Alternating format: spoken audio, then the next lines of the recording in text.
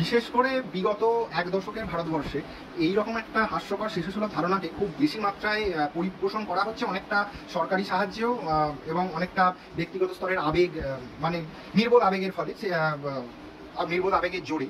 সেই ভাবনাটা হলো এরকম যে বিজ্ঞান বলতে আমরা যেটা বুঝি সেটা বোধহয় একটা পাশ্চাত্য সভ্যতার জিনিস, এবং আমাদের সভ্যতার তাতে বোধহয় বিশেষ অংশীদারিত্ব নেই, এবং আমাদের সভ্যতা দাঁড়িয়ে রয়েছে বিজ্ঞানের উল্টো দিকে একটা বিকল্প সমান্তরাল কোনো পথে, যেটা হয়তো ওদের থেকে বেশি সুপিরিয়ারও, পাশ্চাত্যের তৈরি করা সেই বিজ্ঞানের থেকেও।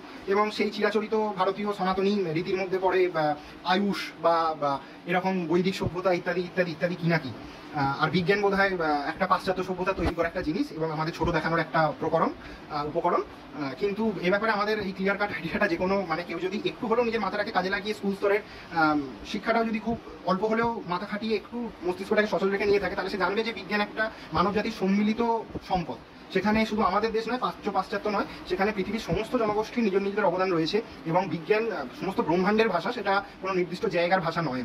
আমাদের মেঘনাথ সাহা যে আয়নাইজেশন ইকুয়েশন দিয়েছেন সেটা সারা বিশ্বেই সমানভাবে প্রযোজ্য, সারা বিশ্বেই সমানভাবে সমাদৃত, এবং সেটা পুরো মানব জাতির একটা সম্পদ। ঠিক একই রকমভাবে আইনস্টাইনের দেওয়া রিলেটিভিটি বা আপেক্ষিকতাবাদ তত্ত্ব কোনো পাশ্চাত্যের দান নয়, সেটা সারা ব্রহ্মাণ্ডে একই রকমভাবে প্রযোজ্য, এবং ব্রহ্মাণ্ড একই রকমভাবে সেটাকে আদর করে। আর সেই কারণেই প্রাচ্যের বিভিন্ন দেশও, যারা হয়তো ইতিহাসের বেশিরভাগ সময় ধরে পাশ্চাত্যের সাথে বিভিন্ন ব্যাপারে প্রতিদ্বন্দ্বিতা করেছে, তারাও নিজেদের ট্র্যাডিশন বা ঐতিহ্যকে এক জায়গায় রেখে, তার নিজের নির্দিষ্ট জায়গায় রেখে, তারাও এই বিজ্ঞানকে নিজেদের মতো করে কাজে লাগিয়েছে নিজেদের উন্নতিকল্পে, এবং সেই বিজ্ঞানে এগিয়েছে এবং তাকে একই রকমভাবে স্বীকার করেছে, মান্যতা দিয়েছে অন্য সব দেশের মতো সমানভাবে। তো এই জায়গায় আমরা এই ধরনের নির্বুদ্ধিতাকে প্রশ্রয় না দিয়ে যদি একটু যদি যুক্তিবোধকে আমরা গড়ে তুলতে পারি, তাহলে আমার মনে হয় সবার আগে আমরা সেই প্রথম ধাপটা অন্তত আমরা উত্তীর্ণ হব।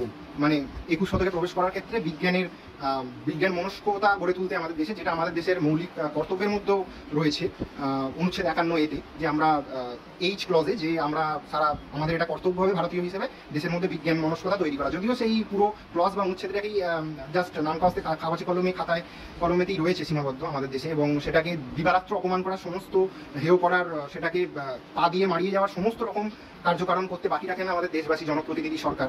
তাও সেই জায়গা থেকে দাঁড়িয়ে আমাদের ঘুরে দাঁড়াতে সুযোগ এখনো রয়েছে, যদি আমরা এই ধরনের ভুল ধারণা, আবর্জনাগুলোকে মাথা থেকে বের করে দিতে পারি।